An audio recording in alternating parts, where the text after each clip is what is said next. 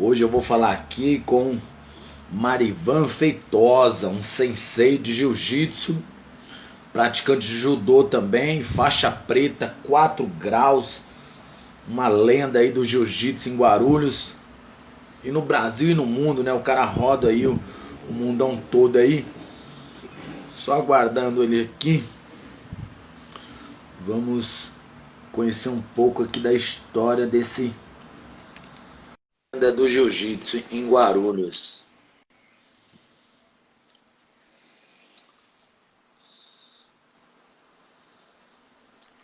Aí, tamo Beleza. nós de novo aí.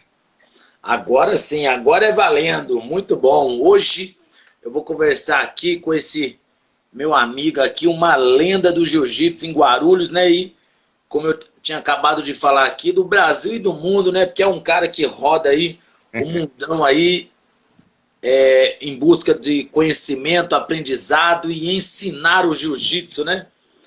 É um faixa preta 4 graus, é isso? Tá certo?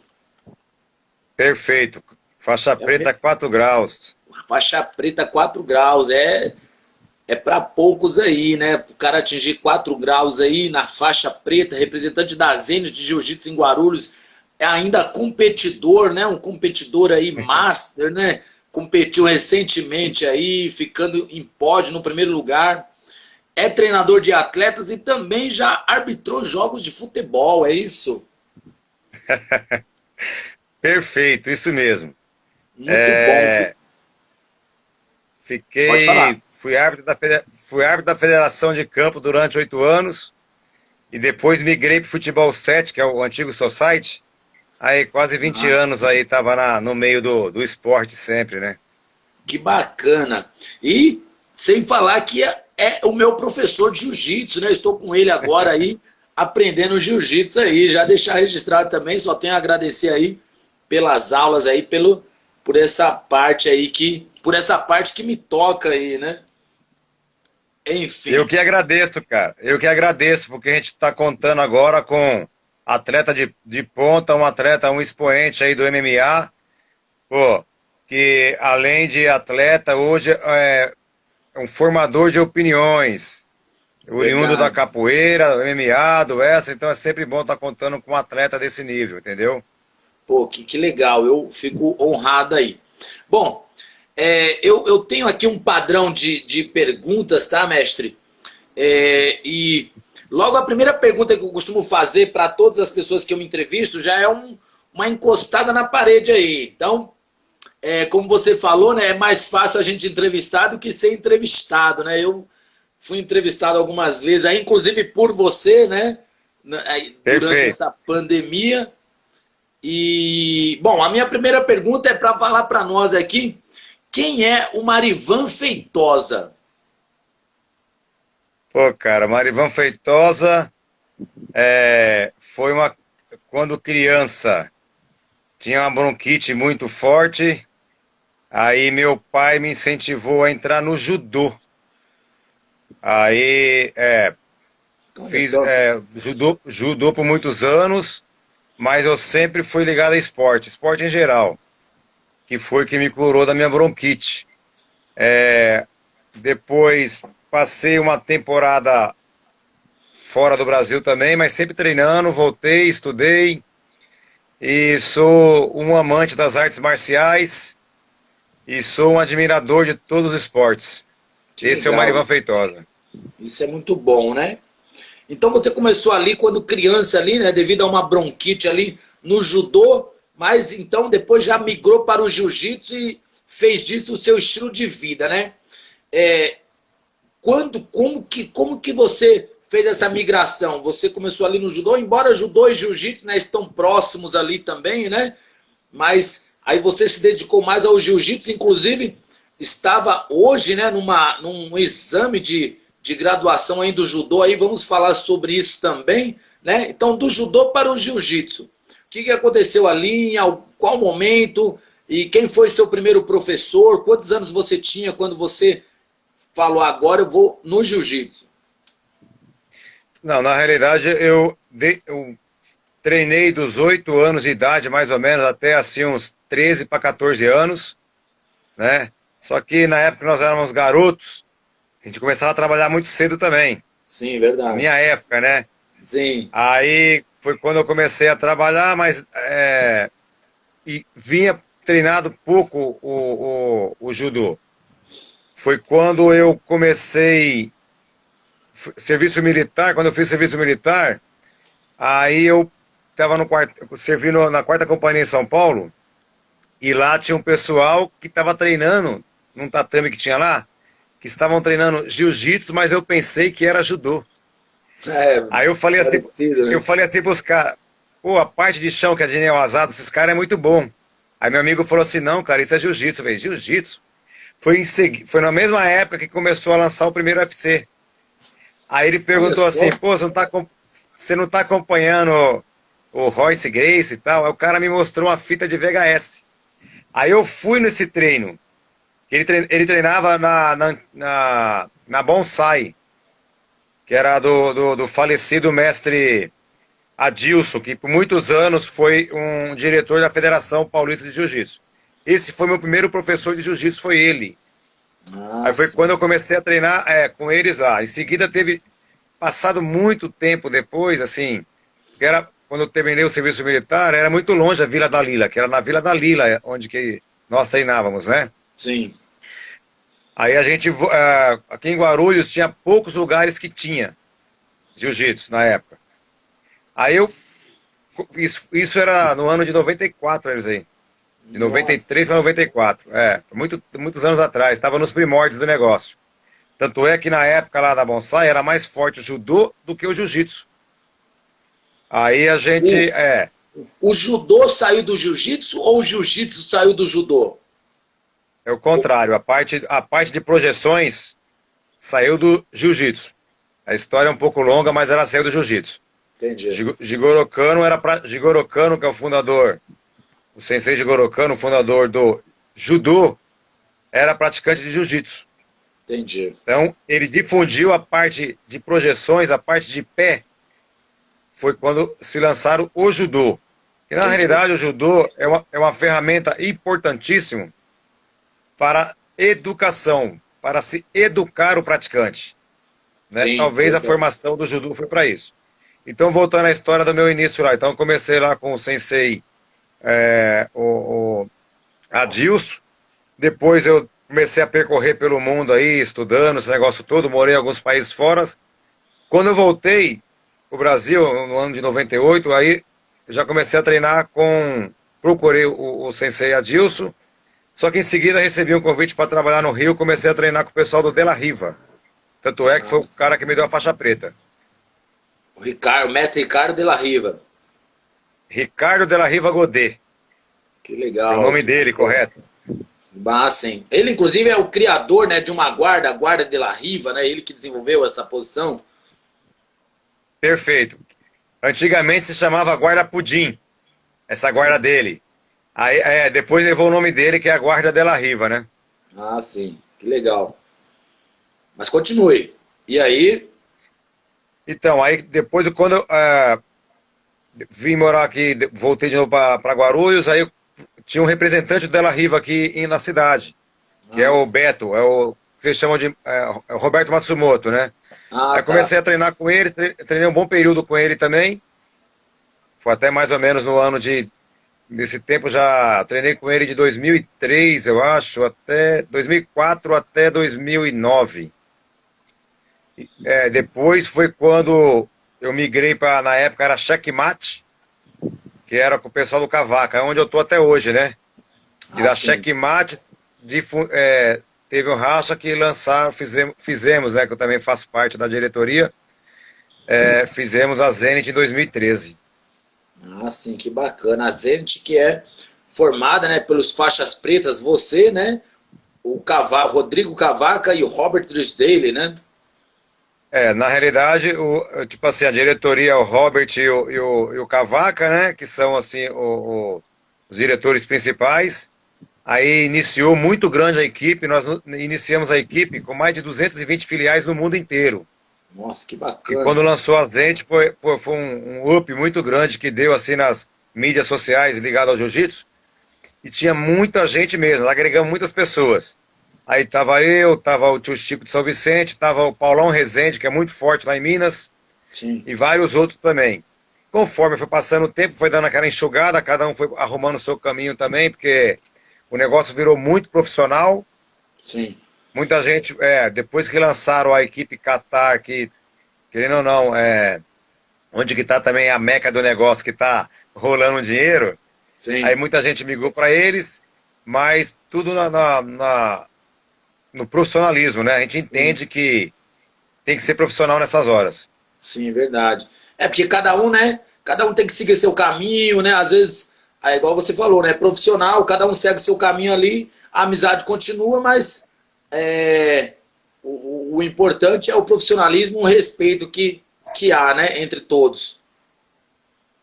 Eu penso assim, o importante as artes marciais não ensinam muita coisa. Uma delas é você ter sempre hierarquia, disciplina e respeito. O respeito tem que ser mútuo. Nesse tipo de situação, é interessante, se você entrou pela porta da frente, saia Sim, pela porta da frente. Isso é exatamente. importantíssimo. Exato, é verdade. Isso é muito bom. E como que eram os treinos, né? Lá na época de garoto, como é que eram os treinos? Já tinha esses campeonatos que tem hoje, os treinos é muito diferente de hoje, os treinos? Completamente diferente, cara. O jiu-jitsu passou por. Eu penso assim, ó, eu sou um cara abençoado por Deus, graças a Deus, em vários aspectos. Entre eles também na questão que eu acompanhei a evolução do esporte, Sim, né? Como assim evolução? Inclusive, em todos os esportes existem as suas evoluções. Vamos falar no esporte mais popular do Brasil, que é o futebol. Houve evolução. Aí você pega o voleibol também, houve evolução. Aí você pega o MMA, que é a sua área, houve evolução também, na questão sim, de treinamentos específicos. O verdade. jiu-jitsu também, houve uma evolução muito grande. Pô, no meu tempo era assim, cara, só entrava no jiu-jitsu quem tinha um problema mental, vamos dizer assim, porque os caras espancavam. Não tinha lógica nenhuma nas coisas. Chegasse um faixa branca, aí, por exemplo, eu fui faixa branca até um tempo atrás. Aí, quando eu recebi, eu já estava mais experiente, entrava com faixa branca para treinar, meu irmão, tinha que esticar o braço do cara 500 vezes, pô, apagar o cara, você tinha que arrebentar o cara mesmo. Naquele tempo era assim, não tinha que nem é hoje, que tem aula só para iniciantes, aula só para intermediário, aula para avançado, treino para competidor, treino para master. Hoje em dia as coisas estão muito profissionais e tem que ser assim. Naquele tempo também, até na parte física se errava muito.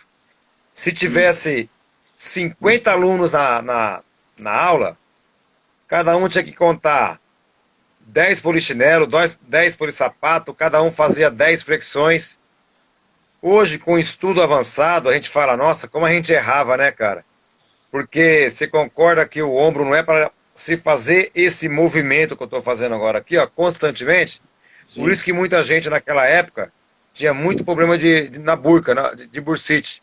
Porque eram muitos exercícios repetitivos. E a sim. gente não tinha noção do negócio. A gente achava que quanto mais exercício, o cara estava mais bem preparado. E não era isso. Tem uma ciência por trás da coisa, né? Então Verdade. mudou muito para melhor, é claro. Isso é uma coisa, né, que acho que todas as artes marciais, né, como você falou aí, né, eu sou praticante de capoeira também e tal, todas as artes marciais ali nos anos 80, 90, não tinha essa associação, né, com a educação física, com a fisioterapia, né? Então, os praticantes daquela época, muitos deles hoje têm lesões ali devido ao treinamento intensivo e não ligado, né, a essa parte da educação física, de uma educação corporal física, né? A pessoa só queria saber da luta e tudo que a gente ouvia falar ali dos tempos passados, dos mais antigos, falando, é treino, treino, treino. E treinava a luta e repetia ali 500 vezes, 1000 vezes uma coisa só e acabava que lesionava, né? Perfeito, é isso mesmo. Antigamente os caras, era em qualquer arte marcial, os caras treinavam sem ter assim, um conhecimento científico, um conhecimento que a gente fala de um educador físico junto, né? Sim, Hoje em dia, com as informações em qualquer lugar, e muitas pessoas que é da área acabam nos ajudando também. Sim. Outra coisa que no passado não existia, cara, era assim, apesar que hoje está demais também, a questão de curso para todo lado. Hoje em dia é curso para como vestir um kimono. Tem até curso para isso. Não, Verdade. não precisamos exagerar tanto, Sim. mas que ajuda os cursos profissionais e no buscar conhecimento com profissionais. Essa é a regra que eu falo. Sim. Porque às vezes a gente precisa estudar. Não tem jeito. Que nem, por exemplo, eu estava agora à tarde, querendo ou não, é um estudo que a gente está fazendo. Sim. Porque é da minha área, entendeu? Preciso melhorar o meu atleta em pé. Eu preciso buscar informações no judô. Sim. O conhecimento está aí para ser buscado. Então, essas coisas que a gente tem que trazer mais. Porque até um tempo atrás, o praticante ou o professor falava assim, não, judô é uma coisa, jiu-jitsu é outra. E hoje em dia a gente tem que estar alinhado uma coisa com a outra. Eu ainda digo mais, se o cara tem um conhecimento de wrestling, por exemplo, que nem um americano, ele conseguiu colocar bem o jiu-jitsu deles, o wrestling deles. Sim. Então a gente está fazendo essa misturando e dá uma mistura boa. Quanto mais pessoas está com você alinhando, te ajudando, melhor a sua evolução e evolução para os seus atletas. Verdade. E você como treinador, né, de atletas aí também que competem aí, é importante ter essa bagagem aí, esse aprimoramento aí, mesmo depois, né, de tanto tempo aí, tá aí, como você falou, né, hoje, num dia de eleição, você tava lá correndo atrás do exame de judô, né, da faixa preta de judô também, né? Claro. Mas, bom, vamos mudar um pouquinho de assunto aqui, sem sair do assunto esporte, né? Mas você também já foi árbitro de futebol. Como é que aconteceu essa sua ida para o futebol? Você sempre gostou de jogar futebol? Aconteceu naturalmente? Não, eu quando garoto, como todo bom garoto brasileiro, Verdade.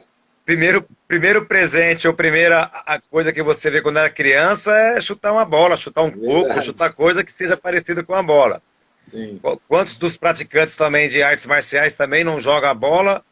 Ou teve muitos que deixaram até mesmo a arte marcial para jogar futebol, porque isso já nasce mais ou menos com a nossa educação desde criança. Sim, verdade. Eu quando fui garoto, eu joguei futebol, até assim uns 18, 20 anos eu joguei muito, aqui na região, eu joguei para muitas equipes também e tinha vontade de até seguir como profissional no futebol quanto garoto. Porém, começa a se trabalhar muito cedo, cara, aí já vai ficando para segundo plano ou terceiro. Aí, eu, quando eu estava no serviço militar, aí nós tinha lá os rachão dos recrutas, e era uma bagunça do caramba. Um dia passei a mão no apito lá, comecei a dar umas apitadas lá para colocar ordem no negócio. Olha só. Aí tinha o capitão Silas Santana, ele me viu com aquela atitude, ele me convidou para fazer um curso de arbitragem. Aí eu falei, curso de arbitragem? Que isso, cara? Nem sabia que existia isso. A gente não tinha formação disso, informação sobre isso. Foi quando eu fiz o curso de árbitro de futebol, que era na antiga federação, não é nem hoje é na Ponte do Limão. Antigamente é na Brigadeiro Luiz Antônio, que hoje funciona a faculdade latino-americana, hoje o prédio deles lá. E eu comecei a arbitrar lá, fiz estágio na federação, só que passado 2 anos depois que eu tinha feito o curso, eu fui morar fora. Morei uma temporada no Japão, depois voltei para o Brasil de novo, passou em seguida eu fui para os Estados Unidos. Fui me aventurar lá na época. Aí quando eu voltei, quando você volta de novo, peguei o final da senha, né? Fui lá para trás, né? A chance que eu estava tendo no começo, mesmo assim ainda tive algumas boas oportunidades no campo. Aí foi quando surgiu a oportunidade, na época, de me arbitrar futebol society, que hoje se chama futebol 7. E eu pensava que aquilo, fui para arbitrar, mas eu falei, isso aí acho que não vai dar em nada não, modalidade nova, muita gente não conhece. O negócio deu um up, cara, cresceu bastante, e lá eu virei árbitro internacional, onde eu viajei bastante, inclusive, apitei Equador, México, Argentina, Chile, tudo a Libertadores da América que eu fiz, né? Aqui no Brasil, vários estados eu rodei e arbitrei. Ainda estou na ativa, estou reciclado ainda para arbitrar, só que, cara, vai cansando e já não tô mais naquela pegada de querer estar direto. Mas, Entendi. às vezes me dá saudade, me dá vontade de estar dentro de um campo de futebol, respirando aquele ar, entendeu? Porque durante aí 20 anos eu fiz isso muitos e muitos finais de semana. Eu até brinco com a minha esposa hoje em dia, pô, durante uns 20 anos aí eu não sabia o que era final de semana, cara. Feriado, essas coisas, sempre estava pelo mundo arbitrando. E eu consegui Imagina. também com a arbitragem conciliar o trabalho de arbitragem com sempre essa minha paixão pelas artes marciais de Sim. competições também. Isso Sim, foi importante. é o que eu ia falar agora, perguntar agora, né? Você trabalhou ali esses 20 anos aí arbitrando, mas sempre treinando jiu-jitsu e competia também no jiu-jitsu ali enquanto arbitrava.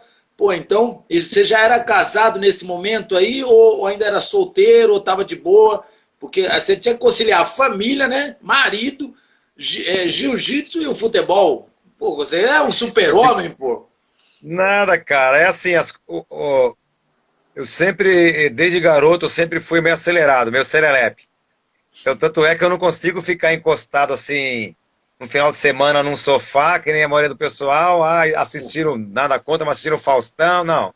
Preciso estar movimentando, preciso estar interagindo, mas eu consegui. Era claro que tinha final de semana que não dava para ir em competições, mas o que eu estava apitando, eu estava fora do estado, eu estava fora do Brasil, mas eu sempre teve uns anos que eu consegui conciliar a arbitragem, ia competir, depois viajava para outro local, ia dar seminário, depois pô, voltava para a academia de novo.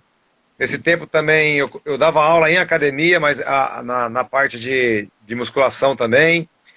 Depois saí porque eu não dava mais conta de muita coisa.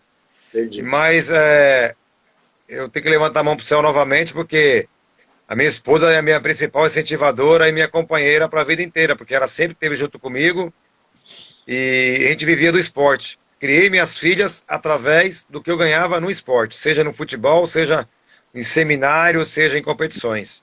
Que bacana, né? A gente tem essa coisa em comum aí, né? Fez do esporte, da arte marcial, nosso estilo de vida. Você, provavelmente, quando você tá de boa em casa, tá ali assistindo, tá ali estudando, né? Sobre arte marcial. Eu sou bem assim também. Chega minha hora de lazer, o meu passeio é ir num evento de luta. O meu em casa, tô assistindo alguma coisa, tô lendo, enfim. Isso é muito interessante, né? E não é à toa que estou aí hoje com você aí, aprendendo mais sobre o jiu-jitsu, né? Bom, mas e as competições, né? Você lembra da sua primeira competição de jiu-jitsu ou judô? Você lembra? Pode falar um pouquinho para nós? Você recentemente, né? Agora nós estivemos ali em Taubaté, né? No Sul-Americano em Taubaté, que você se consagrou ali campeão sul-americano, né? Pegou pódio ali no primeiro lugar, parabéns. E Obrigado. então fale um pouquinho aí da sua primeira competição e também dos seus títulos aí mais expressivos aí, internacionais, nacionais. Então, competição desde pequeno, de garoto, pô, quando eu entrei no judô, que eu comecei a treinar, aquelas competições interno da academia, era criança pra caramba, molecada, então já comecei a competir ali com os meus próprios amigos de academia. Sim, Depois eu tive um sensei que chamava Sidão, era parecido, né? Era um negrãozão grande, ele também gostava de competir. Assim, ele gostava de que a garotada competia. Ele fazia do treino, o próprio treino era uma competição entre os garotos, sim, entendeu? Tudo era competitivo. Isso foi me despertando essa vontade de competir. A competição, a gente já nasce com isso, eu creio, né? Porque, pô, isso me fascina, independente de resultado, se ganha, se perde. É claro, quando às vezes a gente perde, fica aquela pontinha de frustração, mas passados os dias, a gente fala, não, agora eu vou treinar porque eu preciso melhorar. É A verdade. competição a gente tem que ser encarada para melhorar a nossa performance. Eu, Sim. que nem o judô faz. A gente compete para melhorar o nosso judô. Não é para querer achar que é o bambambam bam, bam do negócio. Não, é para melhorar o nosso próprio judô. Consequentemente, você vai alcançando outras metas. Agora, no judô, me recordo bem, sim, da competição. Antigamente, naquele tempo lá, final dos anos 90, as grandes competições de judô, desculpa, de jiu-jitsu, era no Sim. Rio. Tá? Sim, Durante muitos verdade. anos era no Rio. Aqui em São Paulo, não era na capital, era em Itu. Porque a Federação Paulista, o presidente Mestre Otávio, ele é de Itu. Então ele fazia várias competições em Itu. Eu lembro que eu fui competir em Itu, cara, e naquele tempo era assim, eu pesava categoria médio para meio pesado. O garoto era um garoto magrelão, ele entrou no armlock em mim, eu falei assim, se ele entrar no armlock eu vou jogar ele na parede. Nessa de querer jogar, você faz o movimento, porque no judô o cara vem no seu braço, você levanta, você tira ele do tatame, matei, para, continua a luta em pé, né? E no jiu-jitsu não, né, cara, até finalizar. Na hora que eu fui levantar o moleque, estalou meu braço. Eu Putz. falei, cara, como é que pode? Eu era muito mais forte, menor, mas eu era mais forte do que ele. E o garoto era um garoto grande, alto. Eu falei, meu, era pra mim ter matado esse moleque, tá? Então eu não entendia as alavancas assim perfeitamente como que era, né? Sim. Ah, isso me despertou o interesse de estudar mais e treinar muito mais ainda. Aí foi que eu desenvolvi assim a questão de gostar de competições, mas sempre veio comigo desde o meu primeiro professor de judô. Com relação a títulos, cara, pô, os maiores títulos de expressão, vamos numerar pelas federações mais fortes, porque aqui no jiu-jitsu a gente tem o problema duas federações, três Sim. confederações, tem essas coisas aqui no jiu-jitsu, Então, na principal entidade, que é a IBJJF, eu ganhei 2 Pan-Americanos em Los Angeles. Olha Eu só. ganhei em 2000, eu ganhei em 2006, que foi meu primeiro ano de faixa preta. E ganhei depois em 2008 e fui terceiro em 2009. Aí eu fiquei um bom tempo aí sem ir. Depois eu voltei a competir de novo no Pan-Americano em 2014 eu fui, mas aí também não peguei bom resultado. Depois eu peguei, o ano passado eu fiquei em terceiro no Pan-Americano. Pô, Caramba. cara, é um evento que é um dos principais do jiu-jitsu. São os quatro principais, que é o mundial, europeu, pan-americano e brasileiro. Então eu tive assim essa competência e sorte ao mesmo tempo de ter ido para os Estados Unidos, ficado um tempo lá para competir o PAN. Depois na aqui a nível nacional eu ganhei um brasileiro em 2008, tudo isso de faixa preta, tá? E Sim. as outras tem vários títulos, assim, mas de faixa preta, que é a meca do negócio. Se for É, enumerar aí 2000, os seus títulos, porque só de tem faixa bastante. preta já são 16 anos, né? Para 17, né? De faixa preta eu tenho 14 anos. 14 anos. Se for enumerar todos os títulos de todas as faixas, nós vamos ter que fazer uma live de 3 horas, então. É. Então, aí eu fui campeão brasileiro em 2008, pela CBJJ, e mundial da CBJJE, que é uma entidade que tem aqui, mais aqui no Brasil. Eu ganhei 3 vezes o mundial deles, consegui 3 ouros lá. Campeonato Paulista eu já ganhei já 8 vezes. Campeonato Caramba. Argentino, que eu dou indo aula na Argentina, como começou os campeonatos lá, teve 10 campeonatos argentinos, eu ganhei 8. Olha Teve um que eu só. fiquei em segundo e eu não fui. E aí, pô, ganhei em 2000 um grande feito meu também, que tem os Open, tem os abertos, né? Em 2018 eu consegui Double Gold, que é 2 medalhas de ouro, em Manaus, que eu acho que é o maior celeiro de expoentes de jiu-jitsu do Brasil é lá. E eu, pô, Sim. tava num dia muito feliz, eu consegui ganhar peso absoluto lá, cara. Foi um dia fantástico. Aquele dia lá, se eu tivesse. Caramba.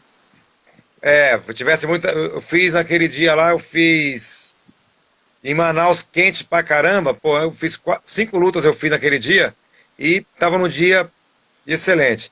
Outro campeonato que me marcou muito foi o Brasileiro de 2017, aonde que no dia eu fiz 8 lutas, 4 na categorias e 4 no absoluto. Só que eu perdi as 2 finais. Mas só de ter chegado, cara, pô, porque eu peguei cara muito duro. Na época, os caras das categorias, eu tava também numa fase muito boa, tipo assim, com preparador físico, os negócios todo, mas foi campeonatos que ficam na nossa cabeça, né? Sim. Entre outros, vários outros Opens que já conquistei já, graças a Deus.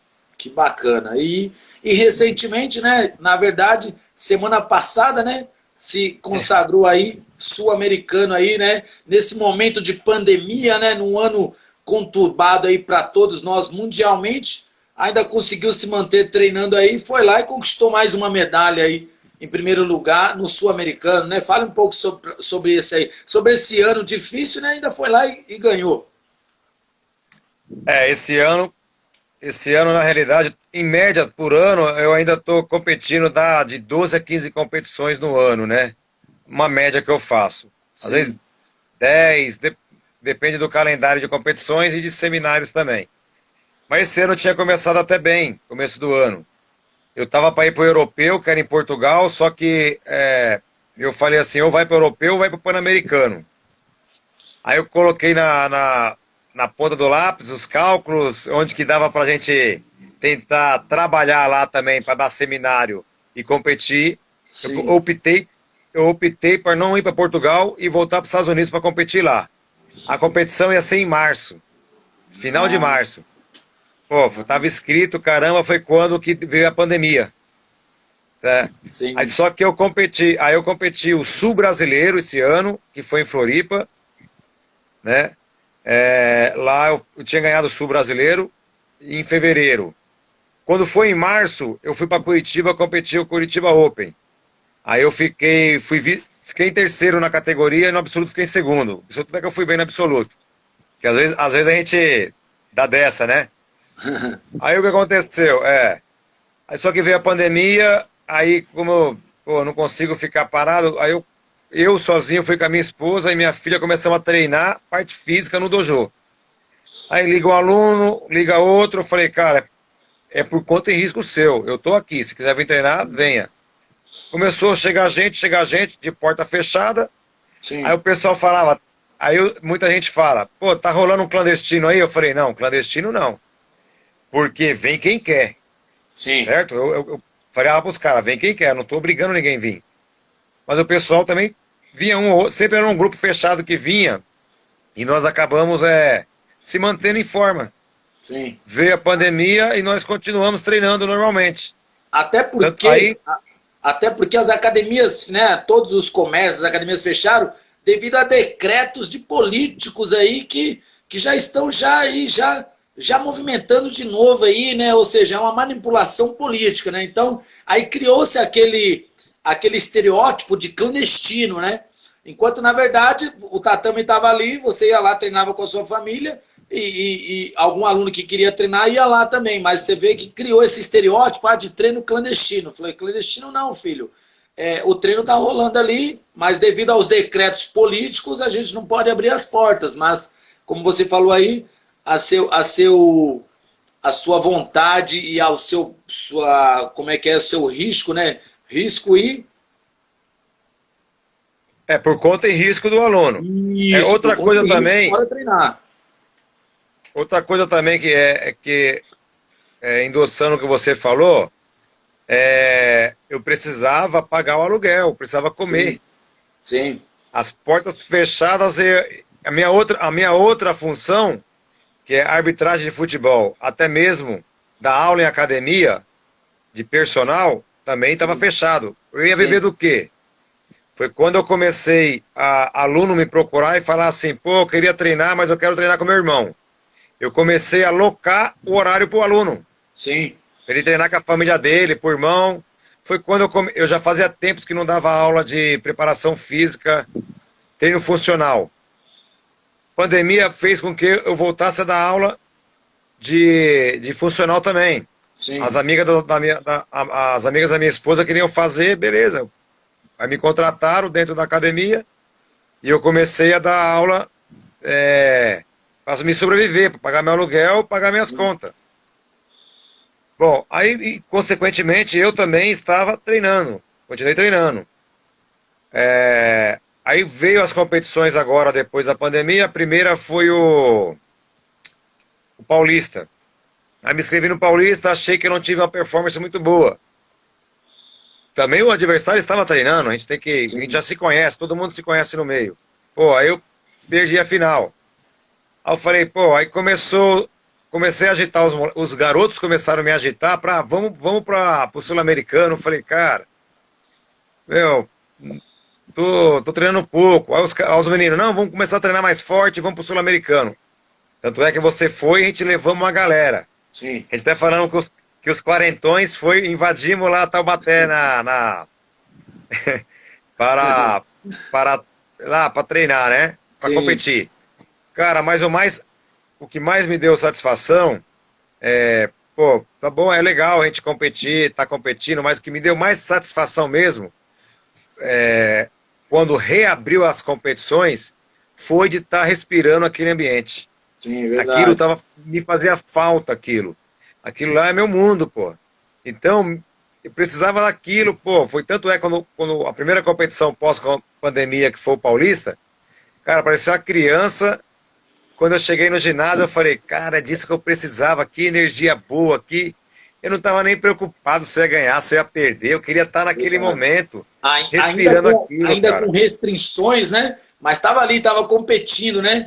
Ali mesmo no Sul-Americano, ali eu vi pessoas reclamando ali por causa daqueles procedimentos ali de segurança, teve que sair do ginásio e tal, voltou reclamando ali da organização. Eu ainda falei para os meninos, falei, mano, você tem que dar graças, cara, que tá tendo um campeonato, cara.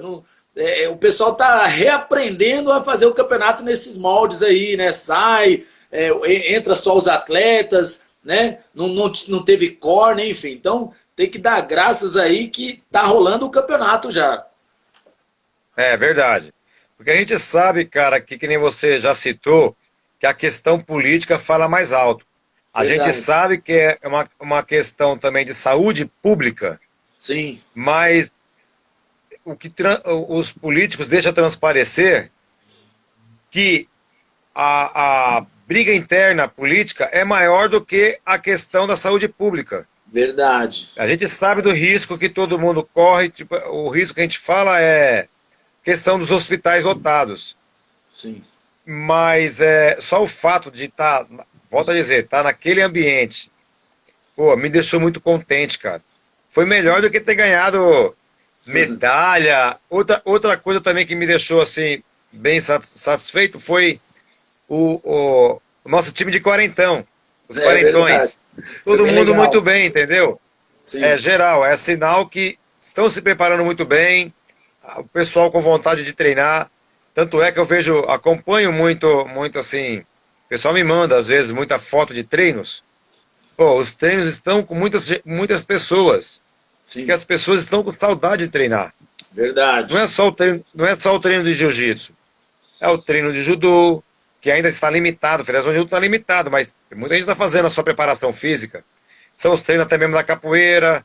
Pô, Sim. ontem mesmo à noite aqui na Praça 8, eu estava passando com o carro, estava tendo uma roda de capoeira na praça. Eu Sim, acho isso legal. legal, porque as Sim, pessoas bacana. estão com vontade, estão querendo treinar, precisa se movimentar. Verdade.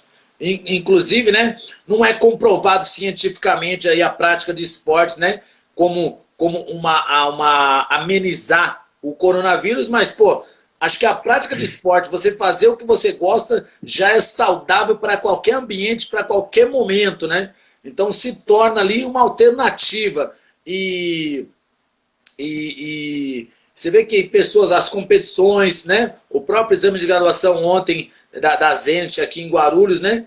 Você vê que todo mundo precisa praticar o esporte. Quanto mais saudável você está praticando uma modalidade, um esporte, você está ali, não totalmente imune, né? Mas está ali com menos risco de se infectar gravemente, de ter um problema mais grave, né? E sem falar também... Lembrando que não é comprovado cientificamente, meu. Eu falo por nós, estarmos treinando, já aí há um tempo, você treinou o tempo todo estamos aí saudáveis. Aí vale ressaltar duas situações. A primeira situação também, que a população que que gosta da prática esportiva, já não aguentava mais de ficar presa em casa. Sim. Isso estava gerando também um conflito de identidade da pessoa mesmo, com ela mesma. Sim. Onde que a gente fala que, às vezes, a pessoa está em sociedade, porque o esporte faz com que a gente esteja em sociedade. Perfeito? Sim. A gente tem um problema, e às vezes a gente consegue... eu conversando com você, às vezes, num bate-papo assim saudável, você me dá uma ideia, você me dá um conselho, porque isso eu falo, caramba, era disso que eu estava precisando.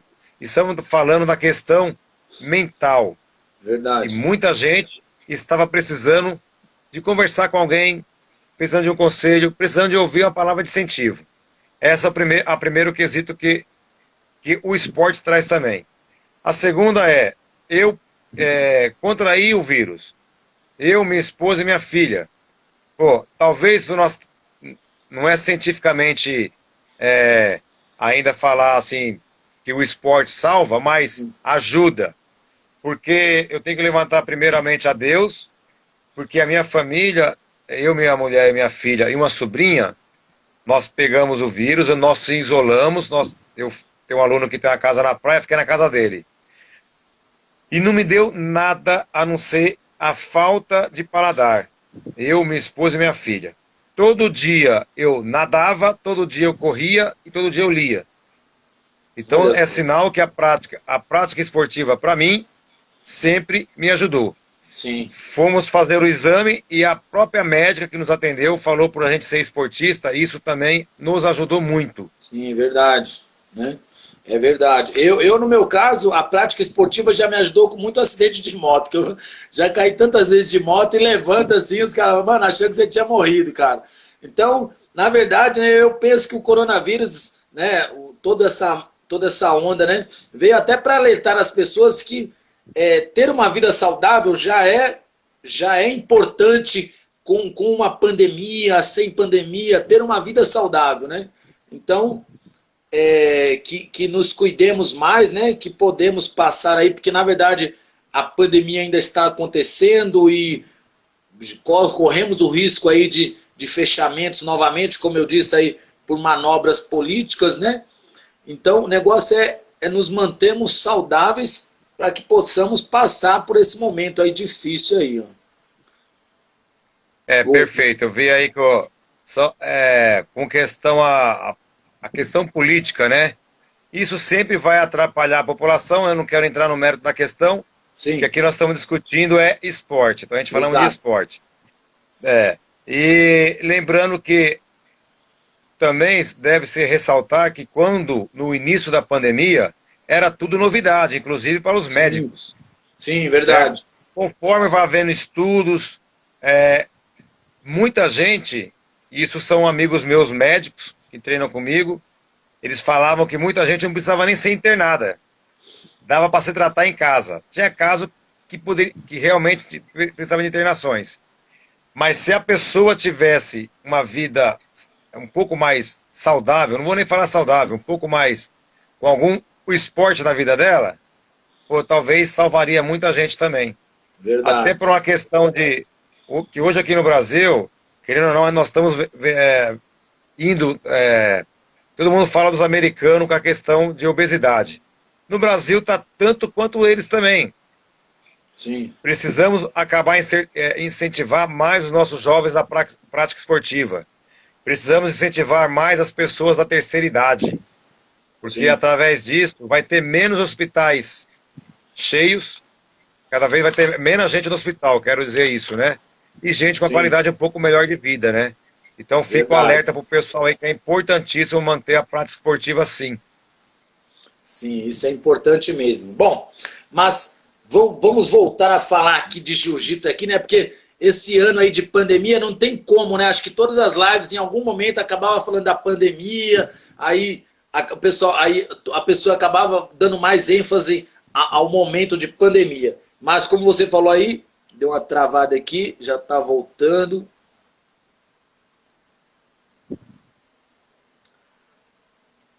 Travou aqui, vai voltar, vamos só esperar.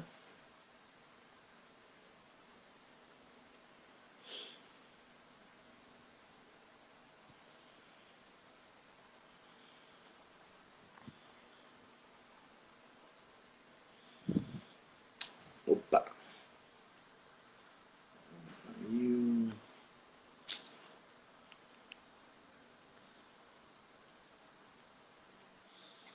Vamos só esperar o mestre voltar aqui. Deve ter tido algum problema ali com a internet. Ele até saiu aqui da lista. Mas vamos só aguardar aqui. Ele deve voltar. Bom, já voltou aqui. Marivan.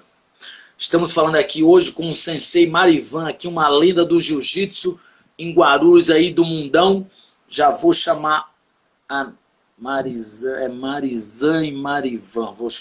Não vou chamar errado aqui, né? Vou chamar o Marivan. Aqui. Chamando de volta aqui. É que tem a Marizan Feitosa. Aí vou acabar chamando a esposa dele aí, tá errado, né?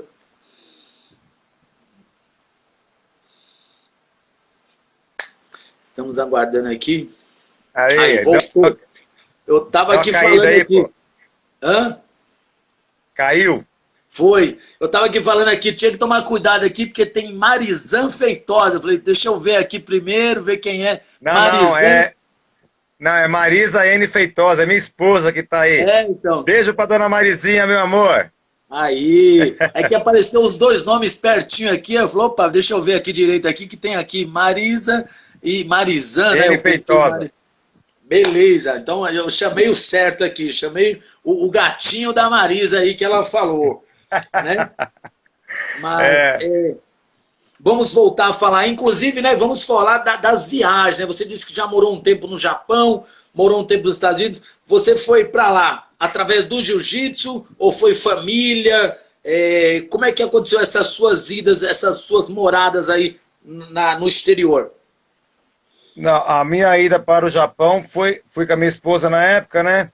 A gente foi para trabalhar, mas sempre também fazendo a prática esportiva lá. Pô, treinava, jogava uma bola, treinei um judozinho lá também, que é muito popular lá. Sim. Aí quando eu voltei, em 2001, eu fui para os Estados Unidos. Eu fui para lutar o Pan-Americano. Eu era faixa azul em 2001. Eu fui lutar um Pan-Americano, mas já a intenção de ficar. Inclusive no Pan-Americano de 2001, no absoluto, pô, tomei um amasso do Frank Mir.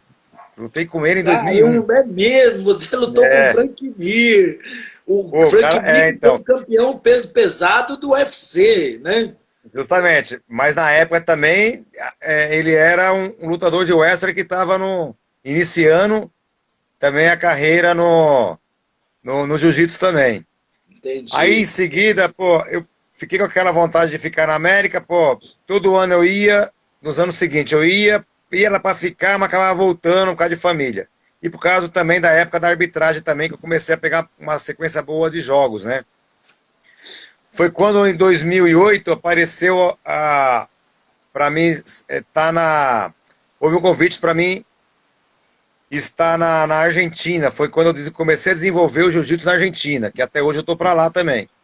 Que bacana. Aí no ano seguinte, em 2012 apareceu o convite para ir para o Peru, aonde também eu tinha uma filialzinha lá no Peru na época. Então tanto é que eu viajei muitas vezes para o Peru, Argentina, aí comecei a rodar o mundo através do jiu-jitsu. Aí eu comecei a me destacar também nas competições e começou a aparecer muito convite para seminários.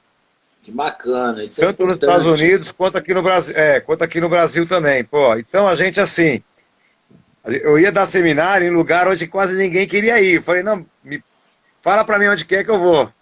Olha tanto só. É que que uma vez eu comentei contigo, eu falei assim, pô, eu rodei no norte de Minas também, através de seminário. Sim, sim. Sul da Bahia, seminário. Porra, Porto Alegre, Floripa, Paraná, interior de São Paulo, tudo através de seminários e muitos locais que muita gente não ia, entendeu? Só que aí eu não tinha essa não, vamos cair para dentro, vamos embora. Que Então, legal, mas né? Deus me deu essa oportunidade, Deus me deu essa oportunidade de estar levando a minha arte, de estar conhecendo muitas pessoas, de estar me aculturando também, porque se Sim. hoje eu falo aí, não falo fluentemente o inglês, mas o espanhol falo até que bem, é porque a gente, nessas viagens, fui me aculturando também, né, cara? Então isso é Sim, muito verdade. importante. Não só ensinar, Tanto né? é, Você aprender também, né? Aprender e ensinar faz parte. com certeza, eu hoje sou muito grato também de estar dando oportunidade, tipo assim, para essa garotada que dei. Eu tenho um garoto que você sabe muito bem, que era de projeto social, que hoje está em Hong Kong, Sim, lá com um sim. amigo meu. É, então, a gente já teve na Argentina comigo também, muitos deles, tendo oportunidade de conhecer uma outra língua, de aprender e de estar melhorando a cada dia, né? Eu fico muito feliz por isso também, por eles, né? Por eles estão Sim. alcançando certos objetivos deles também. Que legal, que bacana. Bom, e é interessante, né, estar falando aí dos seus alunos, que o próximo assunto aqui era sobre a graduação de ontem, né, que foi sensacional. Obrigado aí pelo convite, em eu poder participar junto com vocês aí. Agradeço a Marisa aí, a primeira dama aí da Zenit em Guarulhos aí, que disse que está muito feliz aí em ter eu na equipe, eu que sou honrado em participar, tá? E eu quero ressaltar aqui também o carinho dos alunos, né? Que percebi ontem que os alunos têm um grande carinho por você, até porque você não é lá só o vovô do jiu-jitsu aí, ó, com todo respeito aí, o vovô do jiu-jitsu, um sensei, mas é também um psicólogo, né? Um amigo, é uma pessoa que está ali, que conversa com os alunos e como você acabou de falar aí, dando oportunidades, né?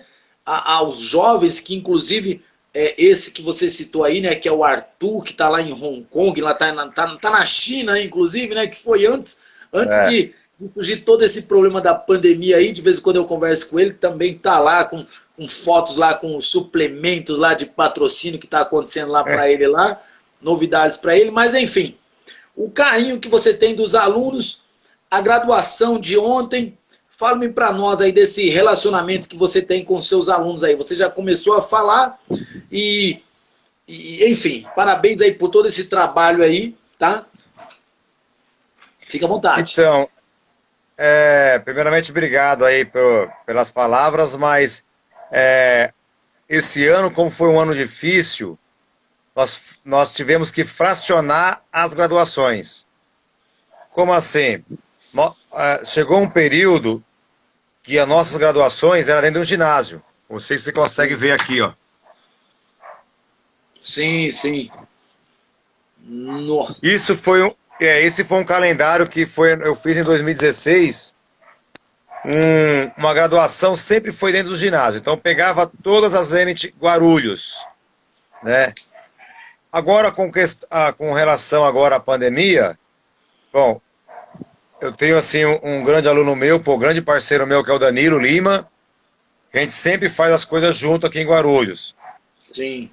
Ficou decidido assim, nós dividimos pela Dutra. Da Dutra, para quem vai sentido Rio de Janeiro, da Dutra para o lado esquerdo, é eu que estava comando, né? Ah, Não sim. só eu, eu não coloco meu nome eu na frente, no coletivo, nós comandamos, que não é eu sozinho, é todo mundo junto. Do lado direito, que é a região do Pimentas lá, aquela região do Bom Sucesso, é ele mais os alunos dele que comanda. Porque a Entendi. cidade é muito grande, não dá para centralizar numa única pessoa, não tem jeito de Verdade. centralizar.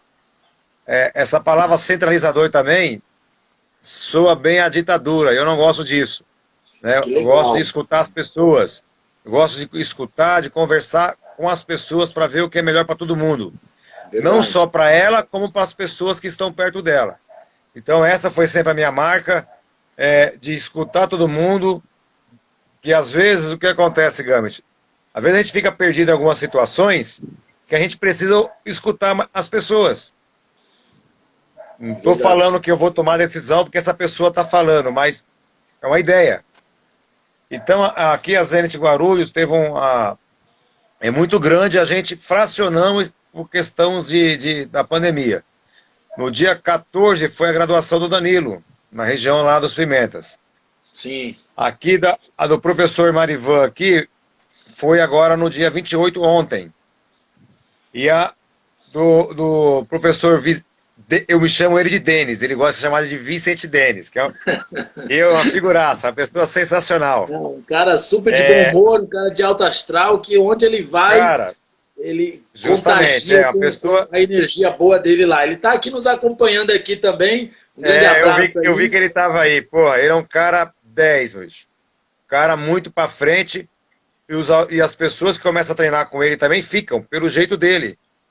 Pô, a graduação dele vai ser no dia 20. A dele, do Chad, que é outro faixa preta, e do Lucinho, que veio, do professor Lúcio, que também está junto conosco. Tá? Então vai ser no dia 20 a graduação deles. Que vai ter muita gente também. Nós acabamos fazendo dessa maneira, até por questão de espaço também. Sim. Você viu que ficou pequeno ontem, com um número razoável de pessoas. Não tá... E faltou muita gente ainda, porque muita gente trabalhando. Eu nunca fiz uma graduação sábado à tarde, sempre era domingo de manhã, né? Sim. Mas eu precisava fazer sábado à tarde, por quê? Eu já expliquei para alguns alunos, mas a gente vai falar ao vivo aqui. Não é que eu quero agradar A, B, C ou D. A graduação era de 2 meninos faixas pretas, que foram para a faixa preta, que são feirantes. Então, eles nunca participaram de uma graduação num domingo de manhã minha. Porque eles sempre trabalharam na feira, desde pequeno. Sim. Então, esses garotos estão comigo há 11 anos. Sempre treinando. Só não treinam de domingo de manhã porque é feira, mas o resto eles treinam. Sim, então, os caras ali conciliando o trabalho da feira e ainda treinando jiu-jitsu. E ontem, merecidamente, receberam a faixa preta aí de suas mãos, né? Para você ver como que é. Então a gente tem que prestigiar as pessoas. Verdade. A faixa preta é onde que ele vai ser referência para muita gente. Inclusive, ele é referência para os feirantes lá da feira, o pessoal dele lá.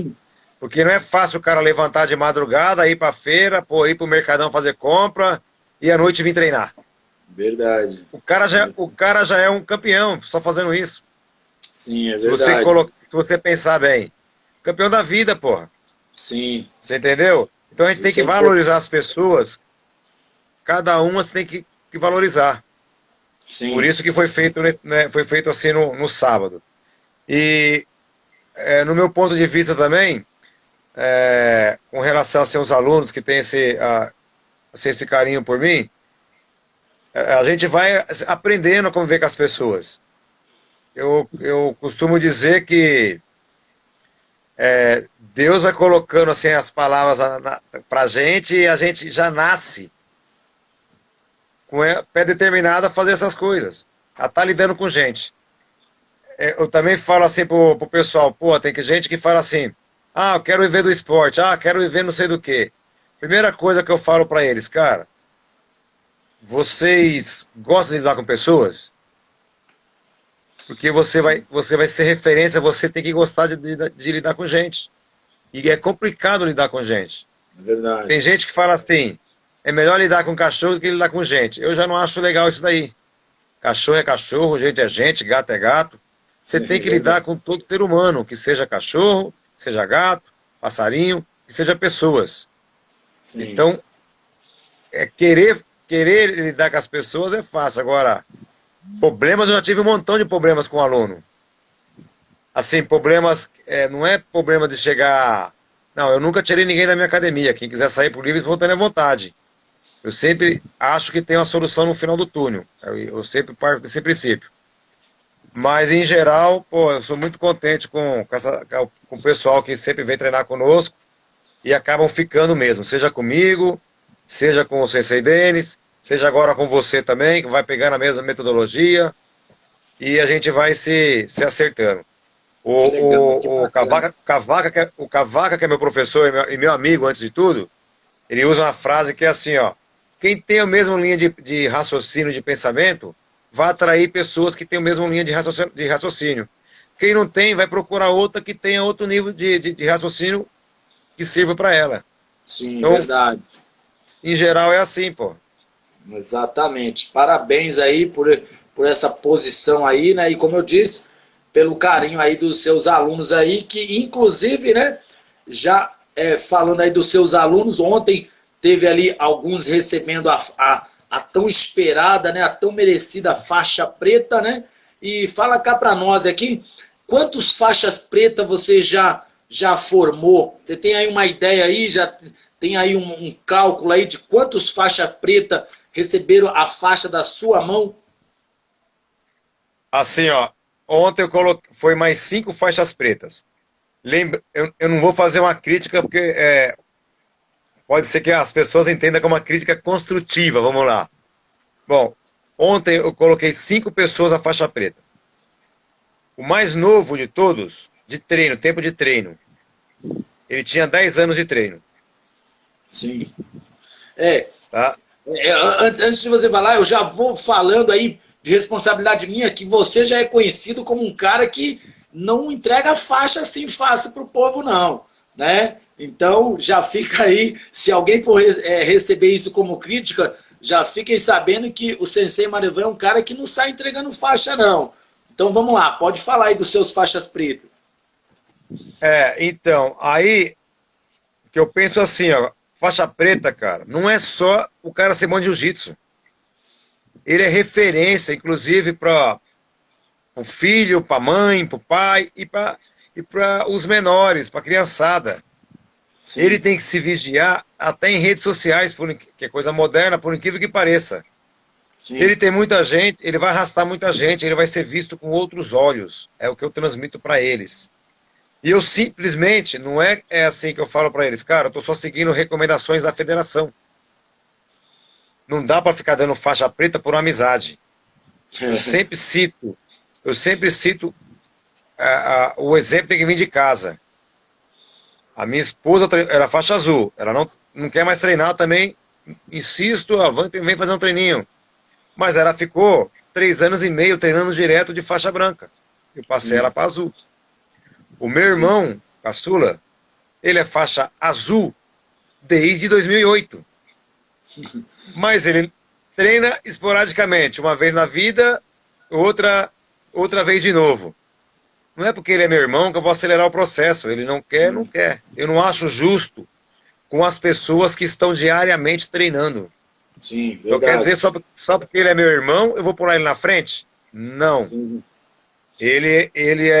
Vai chegar a hora dele. Não tá treinando, cara. Por que eu vou querer fazer 13º? Não tô criticando mais uma vez. Mas eu não quero fazer 13º. Eu quero tentar fazer a coisa mais justa possível. É o que eu quero. Fazer a coisa mais justa possível. Então, assim, eu tenho orgulho de colocar os caras para faixa preta, eu como professor, porque eu sei que ele tem teor. Se perguntarem para ele fazer um shirokemi, que é um amortecimento que muitos não sabem fazer, eles sabem fazer. Sim. Isso eu tenho consciência disso, que é coisa básica, tá? Que muita gente não leva a sério, eles sabem.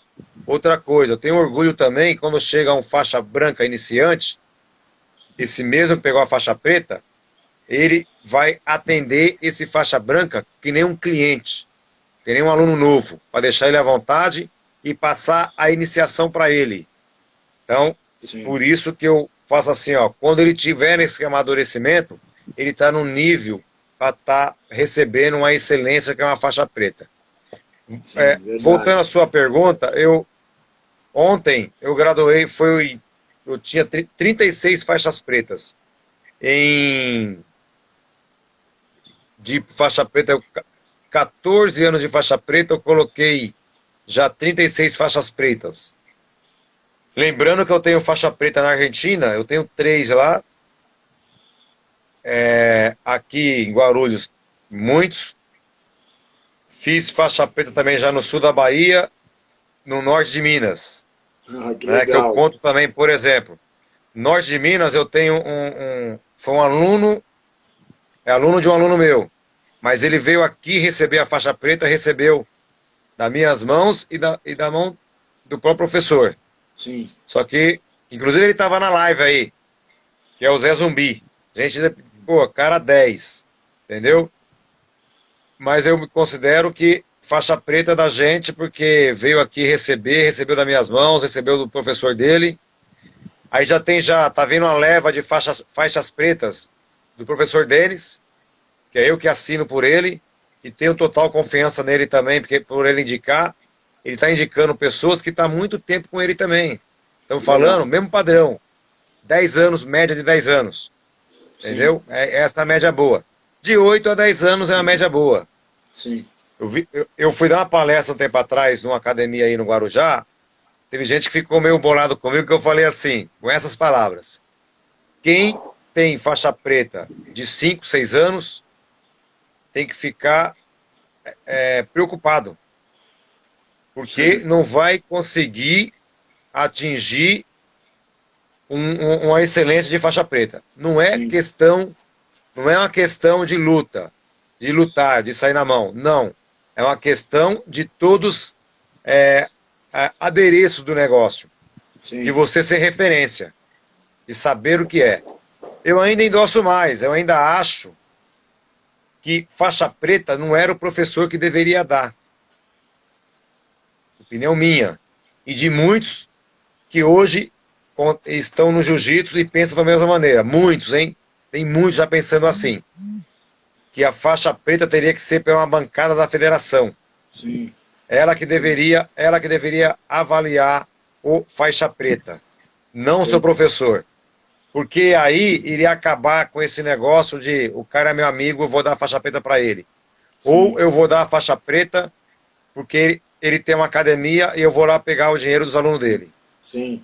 É isso que deveria acontecer. Eu ainda acho que se acontecesse isso, não vamos chutar em números, mas 70% de faixa preta não seria faixa preta. Verdade. Até porque, né? E também controlaria mais esse lance do cara pegar uma faixa preta e depois já monta ali a Zé do fundo do quintal, Tim. Aí já monta a equipe dele ali, né? O cara pega a faixa preta, ele já acha que já vai andar sozinho e tal, fora esses todos aí também, né? Então haveria aí até um certo controle dessa proliferação aí de academias e equipes, né? E como você falou, né? O faixa preta não é só competir, né? Não é só lutar. O jiu-jitsu, né? Não é só competir. É um estilo de vida, assim como você, né? Fez disso um estilo de vida, cuidou da sua família, né? Criou suas filhas e cuidou da sua família aí através do esporte, né? De arbitragem de futebol, através do jiu-jitsu, né? Então, a arte marcial, o jiu-jitsu, a faixa preta, não é só competir. Que fique bem claro isso, né? Que fique, como você já falou. Justamente. Hoje, como eu também estou muito enraizado, eu sempre estive enraizado assim no judô, e sempre alinhando o judô com o jiu-jitsu, eu creio que quando o Sensei Jigoro Kano, ele, vamos dizer assim, inventou o judô, era para educar e para as pessoas viver desse nível de educação. Bom, tem muita gente que não consegue viver do judô, certo? Uma minoria consegue viver. Só que tem muita gente que consegue viver do jiu-jitsu. Bem ou mal, muita gente consegue viver do jiu-jitsu. E o praticante de jiu-jitsu, o professor de jiu-jitsu, deveria fazer uma análise melhor sobre isso. Ele deveria parar e pensar, pô, eu vivo de uma arte marcial, aonde que aqui também, no Brasil, já foi muito discriminada. Hoje ele deveria ajudar mais para que seja difundido mais o esporte, que seja difundido mais a arte marcial e usar isso como ferramenta de educação, uma ferramenta para agregar as pessoas. Sim. Na realidade, os caras acham que é só fazer projeto social, e não é. Não é isso. É muito mais que isso também. Que muita gente, não leve como crítica, mas tem muita gente que usa para fazer projeto social visando a parte financeira, não tirando as crianças da rua. Sim. Porque como se fala em projeto social do jiu-jitsu, não pode ser só a aula de jiu-jitsu. Tem que Sim, ser a aula de cidadania. sim, Tem que ser exatamente. informações para que essa pessoa seja uma criança que tenha valores. Né? A gente não Exatamente. consegue salvar o mundo, mas um pouquinho que a gente faz, a gente consegue fazer uma pequena diferença. Sendo que a gestão hoje em dia de projetos sociais, os caras só querem, vou dar 2 aulinhas de jiu-jitsu por semana e um vereador aí, um deputado, sei lá quem que é, vai me dar um salário bom. Ele não está preocupado, cara, com Com fazer o o diferente. trabalho, né? Ele não está. É verdade. É uma pena isso. Eu espero que possamos aí trabalhar muito aí. Fico muito feliz em saber essa sua posição aí. Isso me deixa realmente honrado aí e feliz, né, por ter feito aí a escolha certa onde eu posso continuar aprendendo jiu-jitsu. Mas voltando a falar aí da competição aí também, né, já deixando claro aqui que o jiu-jitsu não é só competir, desses faixas pretas aí, inclusive o Denis, né, o Vicente Denis, né, quantos títulos mundiais você tem aí nesses faixa preta? Eu sei que o Denis já detém um deles aí, né? Assim, eu fiz assim, fora assim, títulos mundiais, eu coloquei muito cara, é por leva, né? A gente costuma, é por safra, Sim, é é que nem verdade. quando foi um ano foi uns anos que eu evolui muito também como atleta, foi quando eu tive um treino muito forte de manhã na minha academia. Quando a maioria deles todos são faixas pretas, mas eles eram faixa azul e roxa na época. Estamos falando do ano de talvez 2006, 2007, 2008. Então eu tive muita gente talentosa junto comigo. Então os moleques me ajudaram muito. O treino da manhã era sair na porrada o tempo inteiro. Até mesmo hoje eu reconheço de uma forma um pouco que mantém em alto nível de competição.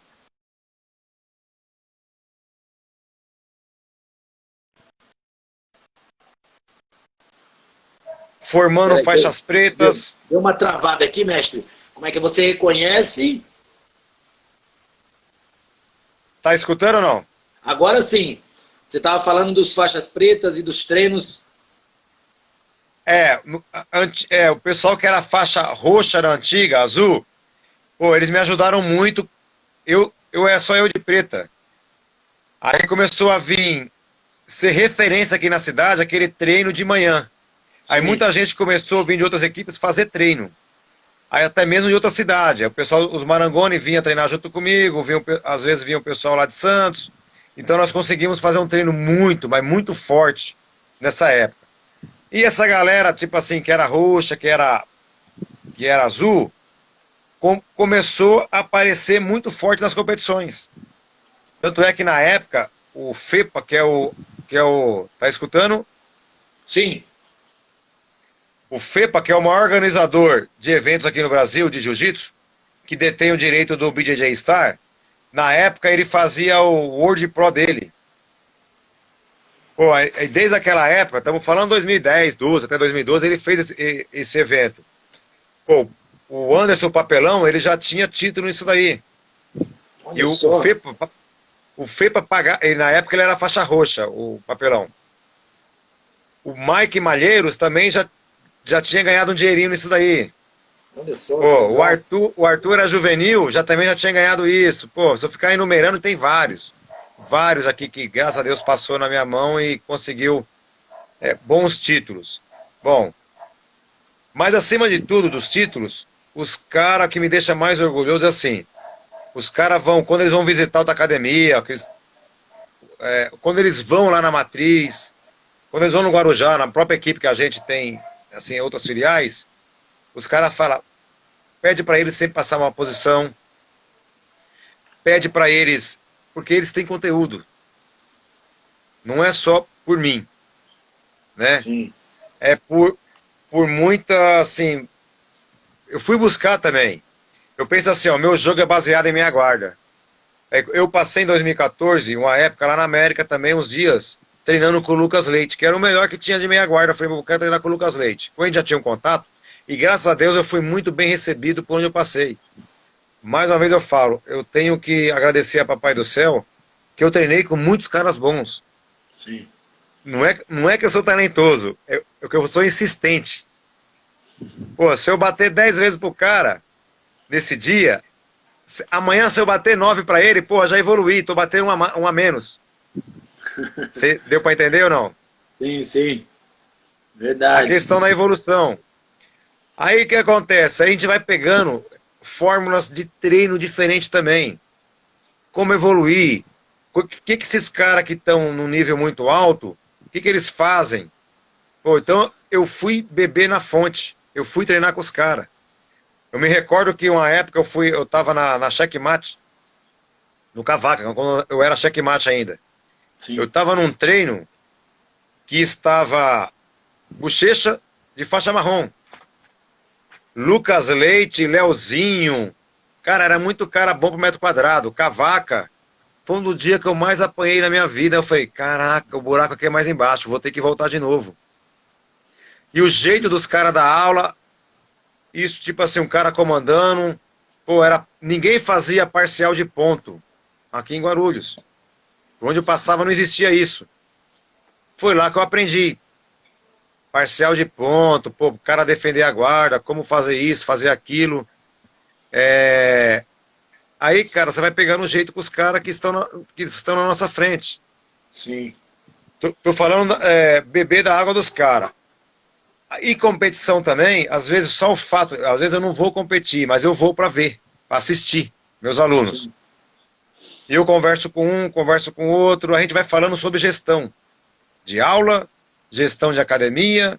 O meu forte nunca foi gestão de academia, o meu forte é operacional. Sim. A parte, confesso, a minha parte administrativa é ruim. Isso melhorar muito, mas quando eu falo melhorar muito, por quê? Agora o meu operacional, modéstia à parte, é bom. Porque Sim. eu gosto de estar em cima do tatame, eu gosto de estar treinando, eu gosto de estar ensinando, eu gosto de estar ensinando e de ser aluno também. Sim. Eu sou aluno dos meus alunos, não tenho essa não, cara. Recentemente agora, eu coloquei, para ser faixa preta aqui, os alunos têm que passar por alguns testes, mas é teste que evolui ele. Não é pancada que nem antigamente. Então eu coloquei, por exemplo, o Pedrinho, que pegou a faixa preta ontem, ele tinha que apresentar uma aula, mas uma aula com 5 tópicos, que eu acho, na minha opinião e de muitos, que são a base de uma boa aula. Que vou numerar aí, se me permite. Claro. Primeiro é a mobilidade. Depois vem o aquecimento para uma posição que vai ser denominada. Então são 3 tópicos. Depois vai vir a luta e depois vai vir a parte de alongamento, por último. Isso, na minha opinião, que são os 5 tópicos de uma boa aula. Legal. Então a mobilidade, a posição que vai ser feita na semana, não é nada de posição diária que nem os caras dão. O aluno mal consegue pegar a posição semanal, você vai colocar uma posição em cima da outra. Aí o cara não pega mesmo, cara. Todo Estamos dia falando coisa de uma diferente, aula para intermediário. A aula para iniciação é outra coisa, que aqui a gente também tem a aula para iniciação. Então o Pedrinho, o exame dele era esse. Faz o sorteio, que não vou avisar antes, certo? Sim, claro. Para ele caiu pegada de costas. Ele desenvolveu. Foi bem. O ano passado eu fiz um exame também. O ano passado eu tive 7 faixas pretas. Foi um ano que eu tive mais faixa preta.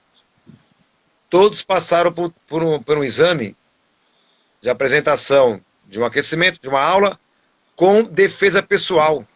Que hoje em dia no jiu-jitsu quase ninguém passa. Os caras foram lá e desenrolaram, fizeram.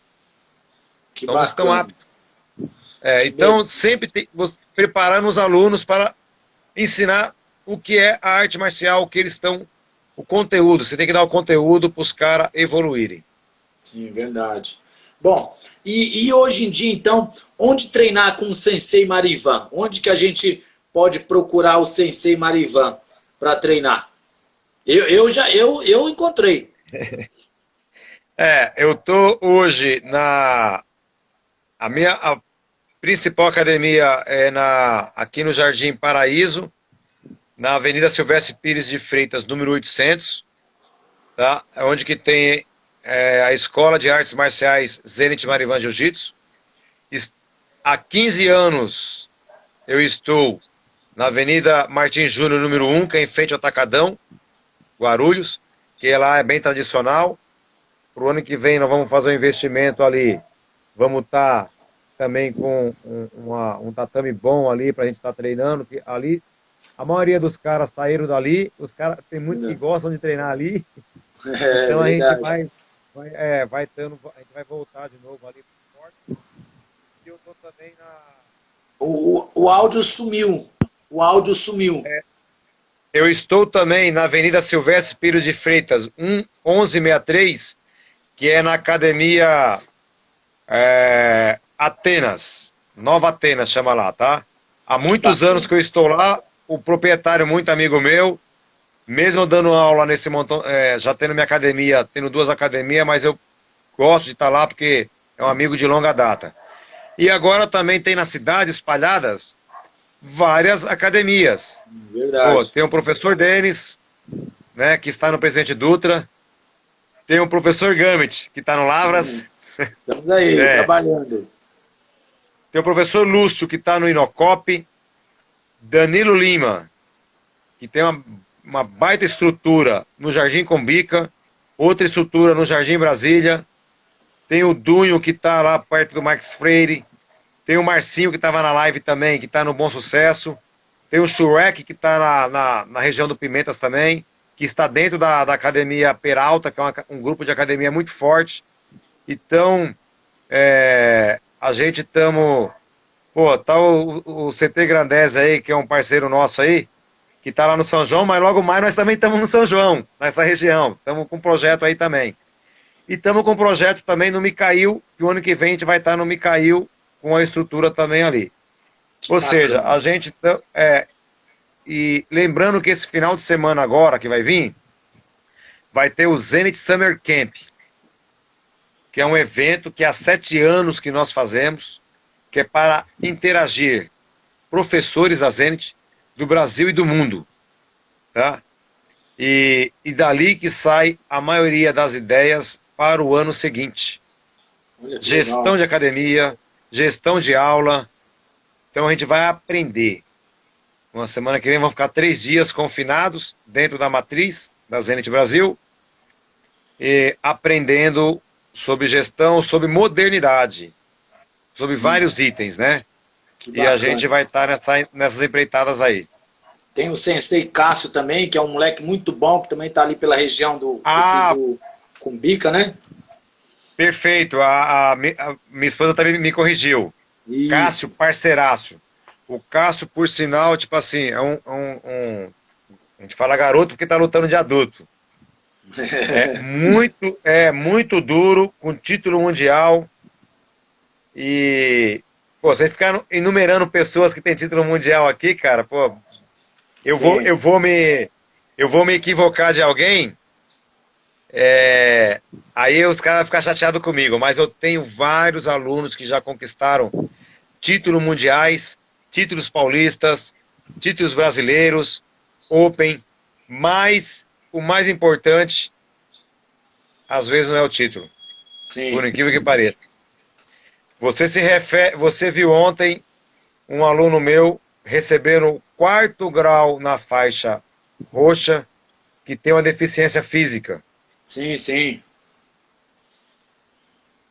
Isso talvez seja a melhor medalha que nós, professores, conquistamos. Verdade. Levaram a pessoa que... trataram a pessoa que tem deficiência física de igual para igual e fazer a inclusão social dele no nosso meio. Isso é muito importante. O ano passado foi uma das melhores graduações que eu fiz, que eu graduei 3 alunos com deficiência intelectual para a faixa azul. Olha só. Recentemente eles não estão treinando por questão da pandemia ainda. Sim. Mas os 3, treinaram comigo, começaram num projeto social, coloquei na academia para fazer a integração com porque eles eram criança, começaram a crescer. Não é porque o garoto tem deficiência intelectual que era para estar junto com o garoto pequeno. Eu falei, não, vem treinar com adulto. Ele precisa estar junto com o adulto. Os pais, conversei com os pais levaram eles para treinar junto com os adultos, para fazer a integração, para fazer essa parte social. Então,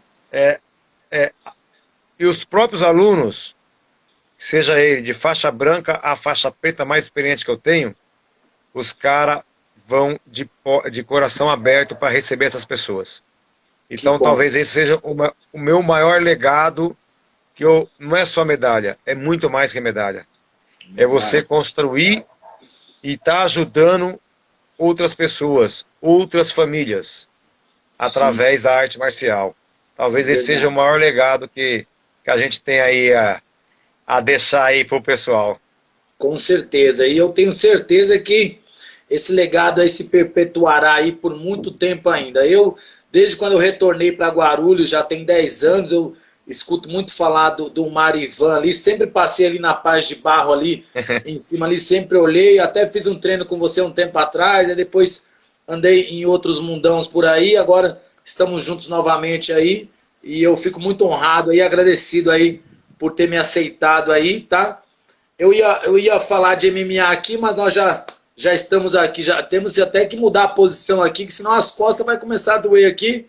E também para deixar... Não estamos mais jovens. É verdade. Estamos quarentões. Master, né? Master 1, Master 3, Master 4.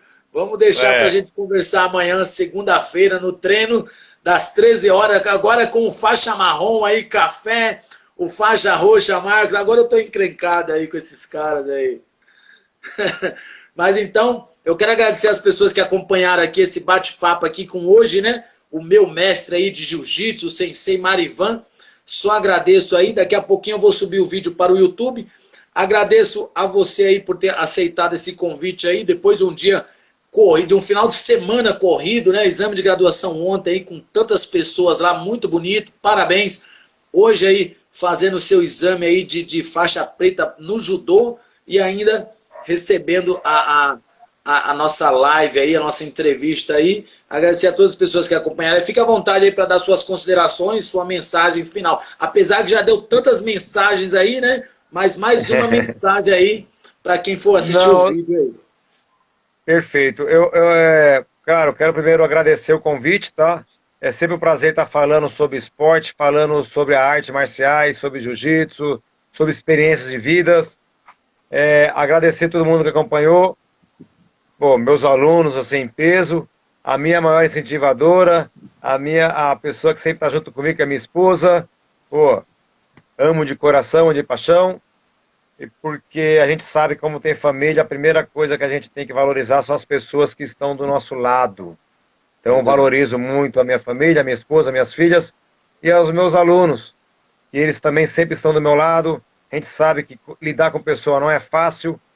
Quando você lidar com 3, 4 é uma coisa. Quando lidar, eu já falei muitas vezes para eles, né? Inclusive ontem o Vieira, que é o Clemício que está aqui conosco, recebeu a faixa preta. Sim. Cara, a gente sabe que é difícil, o cara é pai de família, o cara trabalha muito e o cara se lesiona muito. Pô, cara, a gente sabe como é difícil chegar... justamente, o Vieira pratica jiu-jitsu há mais de 20 anos, cara. Entre idas e vindas. Sim. E o cara recebeu a faixa preta ontem. E teve a paciência de esperar. Sim. Porque ele entende. Se lesionou muito. E às vezes o cara precisa... eu lembro quando ele pegou a faixa marrom comigo, ele veio de muleta. Vindo na cirurgia de tendão. Estourou o tendão jogando futebol. Então ele veio de muleta e ele precisava naquele momento... Porque ele já estava certo da graduação dele para faixa marrom, só que ele se acidentou naquela semana. E foi feita a cirurgia. Entendeu? Aí ele foi lá receber a faixa de muleta. Mas ele precisava de uma palavra de incentivo também, porque, pô, o cara ficar se lesionando tantas e tantas vezes. Então são inúmeros exemplos que a gente dá, assim, de pessoas e que a gente, além de de estar lidando com gente, a gente tem que gostar de lidar com gente. E fica aí a dica pro pessoal, pô. Não desista dos seus sonhos. Verdade. Nunca desista. Eu ainda, volto a dizer, eu falei ontem que eu, graças a Deus, eu já conquistei muita coisa na faixa preta, no jiu-jitsu, no esporte, mas eu ainda tenho meus sonhos. Eu vou correr atrás do Mundial da IBJJF. Pô, e que Deus me dê energia para que eu consiga isso e me dê sabedoria. O que eu peço para Deus é que Ele me dê sabedoria e saúde para a gente estar correndo atrás das coisas. É isso que eu peço. Não peço assim, dinheiro todo mundo quer, mas isso é consequência. Eu quero saúde e sabedoria para logo mais também, agora em rede nacional, pô, você vovô, para quem sabe tá brincando com os netinhos também virar faixa preta meu, já pensou, pô, dar faixa preta para neto? Pô? O vovô campeão mundial da IBJJ, né? Aí sim. Perfeito. Valeu, meu querido, mestre. agradeço de coração, tá ok? Grande abraço, osso. Até amanhã então, hein? Às 13 horas estaremos lá. Tchau, tchau. Tchau, tchau, um abraço. Boa noite. Tchau, tchau.